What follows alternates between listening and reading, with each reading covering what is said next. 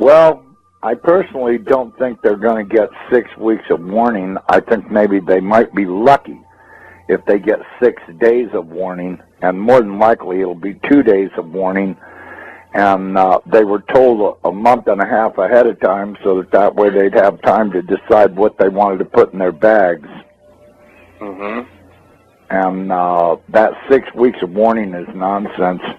I mean, why would they give them 6 weeks of warning knowing that they'll blab the whole thing to everybody they ever knew prior to being packed up? I think they'll be lucky if they get 1 or 2 days of warning. They'll get called and say, it's time to go, and they'll have 15 minutes to get ready to head out. Yeah, well, that's what I'm saying. You know, I mean, you know, knowing how these guys operate, I don't believe that they'll get 2 days of warning. I mean, they might get 1 day or 6 hours or, you know, a half day or 1 day or 2 days. I don't think they'll get more than 2 days. I mean, really, do you? I think they have a good idea what the trajectory of this thing is, but I think we're not really going to see it until it's right up on our ass. Well, I'll tell you what, that would be my guess, that we won't see it until it's on us. But I will tell you one thing, we'll have some really good warnings if everybody's looking up and paying attention.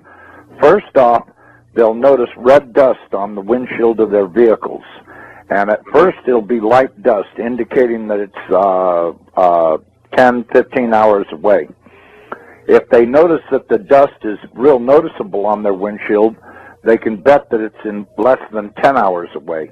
If they have heavy red dust on their windshields, it's only a matter of hours away, and they'd better immediately take cover because they're out of time. It's too late to decide to load this or that up.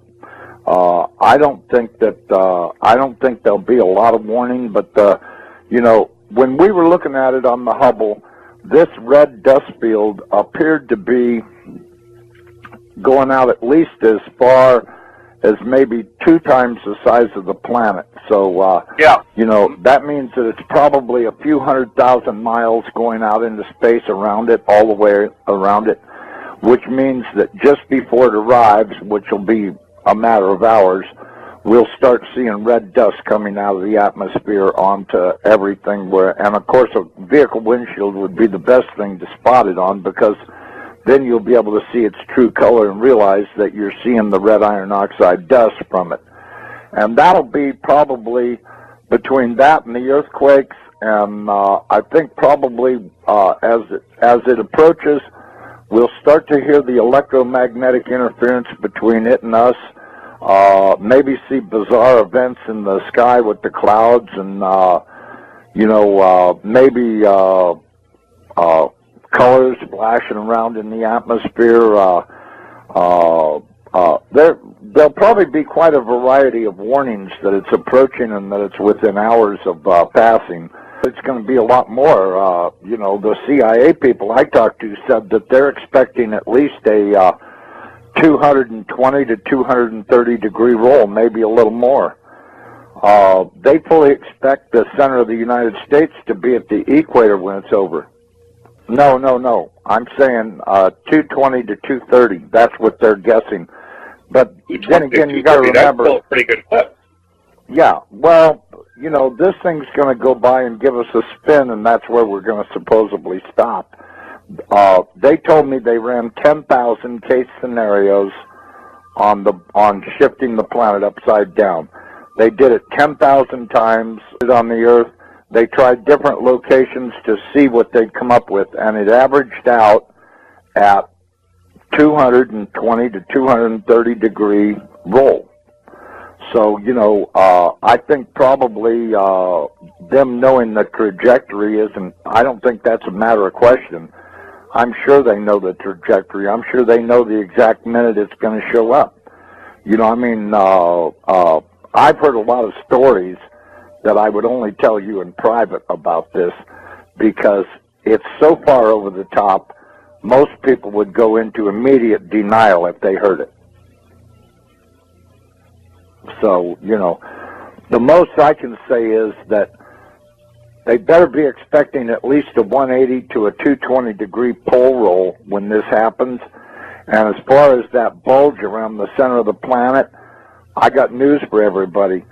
This thing is going to do a very fast roll, and that water is going to go everywhere. The Lord warned you. The oceans will roar from pole to pole. Is there some part of that nobody understands? The average depth? Yeah, what's the average depth of the ocean around the world? 10,000 feet. 10,000 feet.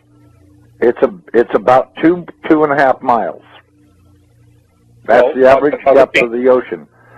Although the depth does increase at the equator because there's spots where it's averaging 7 miles deep. So that tells you there's a bulge at the center of the planet. Which would be, man. Now just imagine the North Pole rolling into the position of the South Pole. That means that the North Pole has got to go through that bulge before it can reach its final resting place. So we're going to have 7 miles of water doing some serious washing around on the land. So let me ask you this: if we did a 220-degree pole shift, would that be an instantaneous pole shift, or would that be a?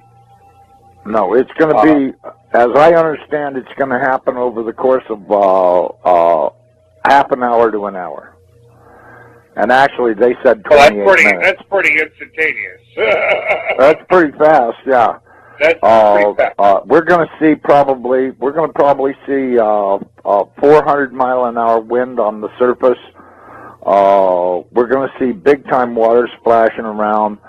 We're going to see earthquakes that are so bad that it'll set off every volcano ridge on the entire planet. Every volcano ridge on the entire planet will be going off. The tectonic plates will be being jerked apart by probably miles apart, as the surface of the earth will be like a bowl of jello. It'll be flexing around so hard that every tectonic plate everywhere on the planet will open. The volcanoes will be shaken so hard that they'll start erupting. It's going to be one horrific scenario after another. You're looking at hell on earth here. This ain't going to be no joke. This is going to really eliminate a lot of people because either they didn't know about it or they didn't believe, or you know, whatever the case may be. It's going to be a real shame for them because I'll tell you,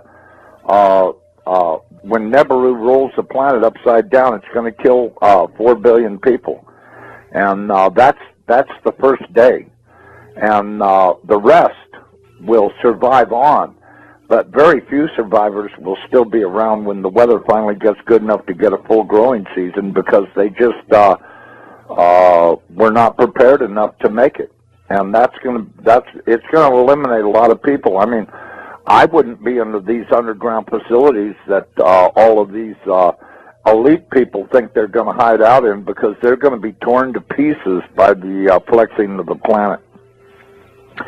I mean, the crust of this planet is going to really act up big time, and there won't be any survivors in those underground facilities.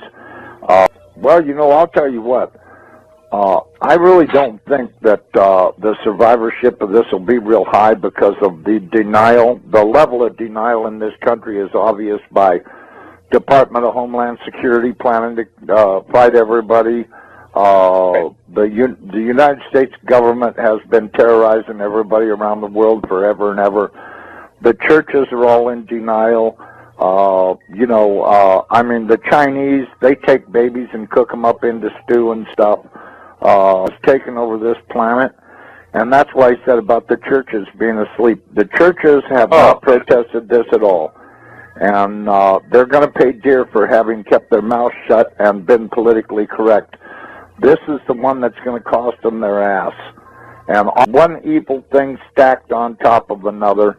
And all of these people that have been condoning all of this stuff, they don't talk about it. They just, they own stock in the companies, and they think they're getting rich, and what they're actually doing is getting ready to die, and they don't even know it.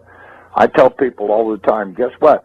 You're probably not going to be alive this time next year, so don't worry about what you're doing. Well, but, one of his favorite subjects is to talk about giants, because our military has ran into quite a few of them in caves in the Middle East over there. And they came across several ones that were alive. They've even managed to capture a couple of them. They've had to kill a few of them because these guys aren't little guys.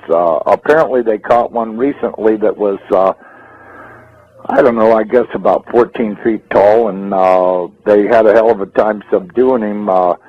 They discovered that their small arms fire were not very effective against these guys, but, you know, when I think about the size of that spaceship that I saw last year going across the mountains here in Colorado, I don't know how big these guys are. Steve Quayle says they're real big, that some of them are as tall as 38 feet. This thing was big enough to where it could have had a few thousand of those 38-foot tall guys in it, and it would have been no problem, because I'm telling you, this thing was at least 1,000 feet in diameter, maybe more, and at least a couple of miles long. I mean, it was big. I don't have any trouble understanding that there could be races out there that are real big guys, and there's no way that you're going to be able to fight these guys to kill them or anything. You know, if you think about what happened, when was that, about 10, 15 years ago, that big one landed in Russia right in the town square, and these great big guys got out of it and were working on it while the whole town stood around and watched and went, holy shit, look how big these guys are. And they were great big guys. I guess they were about 12 feet tall or something, and they were working on their spaceship. And when they got it repaired, they flew off in it. But, you know, it landed right in the middle of the town square. And everybody in the whole town saw it. And it was a couple of mentions on the news about it, but not really too much. Mainly in the little rag newspapers and stuff were pictures of it. And a lot of people took pictures of it. They took pictures of the guys that were working on it, and they were great big suckers. So, you know, are there big guys out there? Yeah, there are. Well, the Bible says we're going to see all kinds of stuff happening. And I can tell you, these military people have been so far out of control for so long, I think the American people would be terribly shocked if they ever got away from their vomit TV and started checking out what their government's been doing. They would not only be horrified, but they'd be in shock and horrified at the same time, just how really far out of control these people actually are. And all of this stuff has been kept a secret because the American people are willfully stupid. And this is going to come home to haunt them. I can guarantee you there's going to be trouble on the horizon they can't even imagine. And I can tell you, just the thought of 14, 15-foot tall guys dressed in military uniforms doing God knows what. I mean, I've always thought since day one that the pyramids were built prior to the last pole shift, and that they were stacked up probably by these big guys, because there's really no other explanation for how stones that big got mounted up. I mean, you look at some of those things, and the architecture and design and construction is just so far over the top. And now we've got all of these ragheads over there in Egypt talking about they want to tear them down. Yeah, well, I was you know talking what? about that earlier today. Yeah, this is just insanity.